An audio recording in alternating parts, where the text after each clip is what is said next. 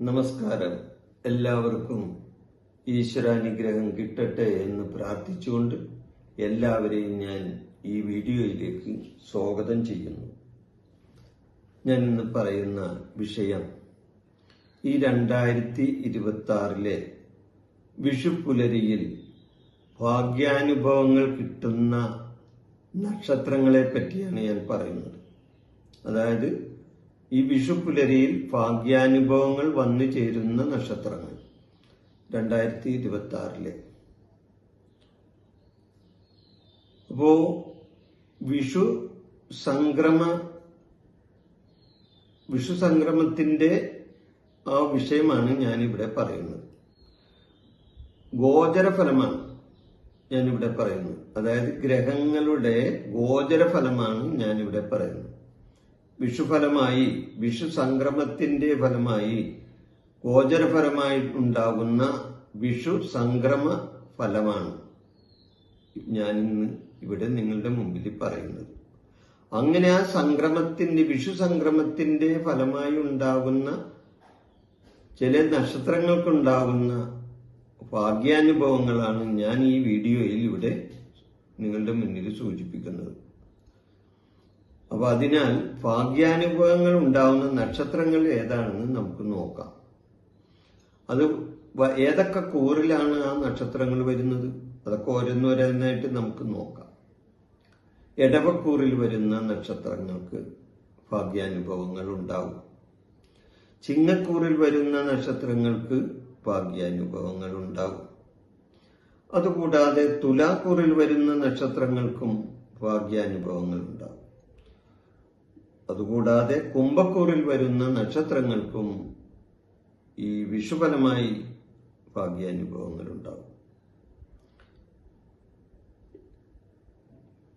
എന്റെ ഈ ചാനൽ നിങ്ങൾ ഇതുവരെ സബ്സ്ക്രൈബ് ചെയ്തിട്ടില്ല എങ്കിൽ ഇതൊന്ന് സബ്സ്ക്രൈബ് ചെയ്യണമെന്നും ലൈക്ക് ചെയ്യണമെന്നും ഈ സന്ദർഭത്തിൽ ഞാൻ നിങ്ങളോട് ആവശ്യപ്പെടുകയാണ്. അപ്പോ ഇതേപോലെയുള്ള വീഡിയോകൾ കാണാൻ തീർച്ചയായിട്ടും ശിവപ്രിയ ജ്യോതിഷാലയത്തിന്റെ യൂട്യൂബ് ചാനൽ സബ്സ്ക്രൈബ് ചെയ്താൽ അതിലൂടെ നിങ്ങൾക്ക് ഞങ്ങളുടെ മറ്റ് വീഡിയോകളിലും നിങ്ങൾക്ക് കാണാൻ സാധിക്കുന്നതാണ്. അപ്പൊ എടവക്കൂറിലെ നക്ഷത്രങ്ങൾ ആദ്യം പറയാം. എടവക്കൂറിൽ വരുന്ന നക്ഷത്രങ്ങൾ കാർത്തിക, മുക്കാലി, രോഹിണി, മകീരം, മര. ഇതാണ് എടവക്കൂറിൽ വരുന്ന നക്ഷത്രങ്ങൾ. ഈ എടവക്കൂറിന്റെ 2ലാണ് മിഥുനൻ രാശി. അപ്പം മിഥുനൻ രാശിയിലാണ് സർവേശ്വര ഗ്രഹം നിൽക്കുന്നത്. അതായത് വേഴം, സർവേശ്വര ഗ്രഹം വേഴം നിൽക്കുന്നത് മിഥുനൻ രാശിയിലാണ്. അപ്പൊ എടവക്കൂറിന്റെ 2ലാണ് നിൽക്കുന്നത്. അപ്പോ ശനി, അതുകൂടാതെ ശനി 11ാം ഭാവത്തിലാണ് നിൽക്കുന്നത്. ഇത് 2 സ്ഥാനങ്ങളും നല്ലതാണ് ഈ എടവക്കൂറുകാർക്ക്. ഈ വിഷുഫലമായിട്ട് ഈ 2 ഫലങ്ങളും ഇവർക്ക് നല്ല പോലെ കിട്ടും. അപ്പൊ ശനി അനുകൂല ഭാവത്തിൽ നിൽക്കുന്നു. വേഴത്തിന്റെ അനുകൂല സ്ഥിതിയും കൂടി ഒത്തുചേർന്നപ്പോൾ ഇവർക്ക് ഈ വിഷുഫലം വളരെ ഗുണകരമായി സംഭവിക്കും. വിഷുഫലം വളരെ ഗുണകരമായി ഇവർക്ക് വന്നു ചേരും. തടസ്സപ്പെട്ട് കിടക്കുന്ന കാര്യങ്ങൾ പലതും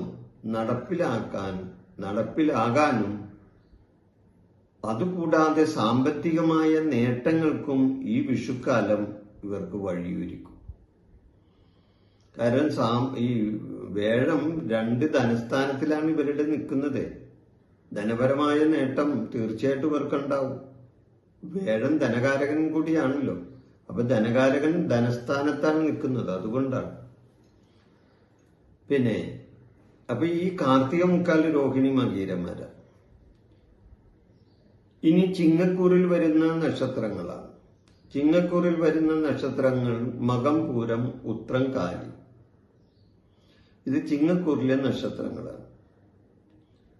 ഭാഗ്യസ്ഥാനത്തെ ഗ്രഹസ്ഥിതി അനുകൂലമാകുന്നതിനാൽ ഈ നക്ഷത്രക്കാർക്ക് തൊഴിൽ രംഗത്ത് വലിയ പുരോഗതി ഉണ്ടാകുന്നതാണ് വിഷുഫലമായിട്ട്. ചിങ്ങക്കൂറിന്റെ 11ലാണ് ഇപ്പോ ശനി ഈ വേഴം നിൽക്കുന്നത്. 11ാം ഭാവത്തിലാണ്, വരവിന്റെ ഭാവത്തിലാണ്. അപ്പൊ ഭാഗ്യസ്ഥാനത്തെ അല്ലെങ്കിൽ വരവിന്റെ സ്ഥാനത്തെ ഗ്രഹസ്ഥിതി അനുകൂലമാകുന്നതിനാൽ തൊഴിൽ രംഗത്ത് വലിയ പുരോഗതി ഇവർക്കുണ്ടാവുന്നതാണ്. വരുമാനത്തിൽ വർധനയുണ്ടാകും. പുതിയ ഉത്തരവാദിത്തങ്ങൾ ഇവർക്ക് ഏറ്റെടുക്കേണ്ടതായിട്ടും വരും. സമൂഹത്തിൽ അംഗീകാരം കിട്ടാനും ഈ വിഷുഫലം ഇവരെ സഹായിക്കുന്നതാണ്.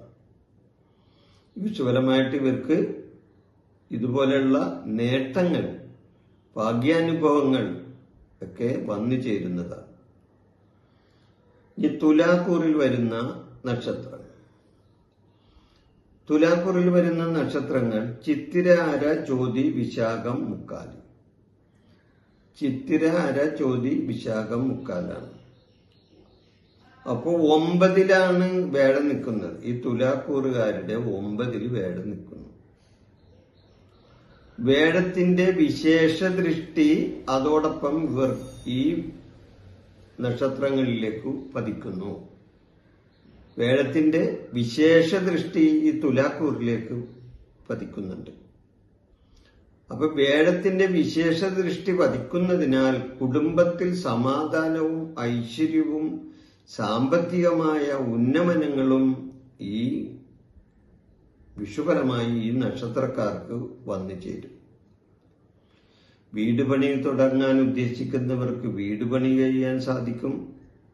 വിവാഹം ആലോചിക്കുന്നവർക്ക് വിവാഹം നടക്കാൻ സാധിക്കും. അങ്ങനെ മംഗളകരമായ പല കാര്യങ്ങളും ഈ തുലാക്കൂറുകാർക്ക് വിഷുഫലമായി ഉണ്ടാവുന്നതാണ്. പല ഭാഗ്യാനുഭവങ്ങളും ഇവരിൽ വന്നു ചേരും ഈ വിഷുഫലമായിട്ട്. തുലാക്കൂറ് കഴിഞ്ഞ പിന്നെ കുംഭക്കൂറാണ് വിഷുഫലമായി കൂടുതൽ ഗുണം കിട്ടുന്ന രാശിയും ആ രാശിയിലെ നക്ഷത്രങ്ങൾ. അപ്പൊ കുംഭക്കൂറിൽ വരുന്ന നക്ഷത്രം അവിട്ടം, അര, ചതയം, പൂരുരുട്ടാതി, മുക്കാല്. അവിട്ടം, അര, ചതയം, പൂരുരുട്ടാതി, മുക്കാല്. സാമ്പത്തിക നിക്ഷേപങ്ങളിൽ നിന്നും ഇവർക്ക് ലാഭം കൊയ്യാൻ സാധിക്കുന്നതാണ് ഈ വിഷുഫലമായിട്ട്. സാമ്പത്തിക നിക്ഷേപങ്ങളിൽ നിന്ന്, അതായത് ഷെയർ മാർക്കറ്റുകളിലൊക്കെ നിന്ന് ഇവർക്ക് ലാഭം കൊയ്യാൻ പറ്റുന്ന ഒരു സമയമാവും ഈ വിഷുഫലം. പുതിയ തൊഴിൽ കിട്ടാനും അല്ലെങ്കിൽ തൊഴിൽ അന്വേഷകർക്ക് നല്ല തൊഴിൽ നേടാനും ഈ അവസരം വന്നു ചേരും. ഈ വിഷുഫലത്തിൽ അവസരങ്ങൾ വന്നു ചേരുന്നതാണ്. പുതിയ തൊഴിൽ കിട്ടാനിട വരും. പുതിയ തൊഴിൽ അന്വേഷിക്കുന്നവരെ സംബന്ധിച്ച് നല്ല വാർത്ത കേൾക്കാനിട വരും. മുതിർന്നവരിൽ നിന്നും സഹായം കിട്ടാനിട വരും. ഇവരെ സംബന്ധിച്ച് മുതിർന്നവരെ, അതായത് മുതിർന്ന ആൾക്കാരിൽ നിന്നൊക്കെ ഇവർക്ക് സഹായം കിട്ടാൻ ഇടവരും. ഭാര്യ ഭർത്തൃ ദാമ്പത്യ ജീവിതം ഐക്യത്തോടെ കൊണ്ടുപോകാനും ഇവർക്ക് കഴിയുന്നതാണ്. ഈ കുംഭക്കൂറിലുള്ള ഈ നക്ഷത്രക്കാർക്ക് വിഷുഫലമായി ഭാര്യ ഭർത്തൃ ദാമ്പത്യ ജീവിതം നല്ല ഐക്യത്തോടെ കൊണ്ടുപോകാനും സാധിക്കും. വിഷു സംക്രമ സമയത്തെ ഗ്രഹനിലയനുസരിച്ചുള്ള പൊതുവായ ഫലങ്ങളാണ് ഞാനിപ്പോൾ ഇവിടെ പറയുന്നത്. വിഷു സംക്രമത്താൽ ഉണ്ടാവുന്ന പൊതുവായ ഫലം അതാണ്. എങ്കിലും ഓരോ വ്യക്തിയുടെയും ജന്മദശ, അപഹാരം എന്നിവ പരിഗണിച്ചാൽ മാത്രമേ ഈ ഫലം പൂർണ്ണമാവുകയുള്ളൂ. ദോഷപരിഹാരമായിട്ട് എന്തെങ്കിലും വിധത്തിൽ ഇവർക്ക് അല്ലെങ്കിൽ മറ്റുള്ള നക്ഷത്രക്കാർക്ക് ദോഷാനുഭവങ്ങൾ ഉണ്ടെങ്കിൽ ആ നക്ഷത്രക്കാർക്ക് ദോഷപരിഹാരമായി വിഷു ദിവസം പുലർച്ചെ കണി കണ്ട് കുലദൈവ പ്രാർത്ഥനയും സാധുക്കൾക്ക് ദാനധർമ്മങ്ങളും ചെയ്താൽ അവർക്ക് ഐശ്വര്യം വർദ്ധിക്കുന്നതാണ്.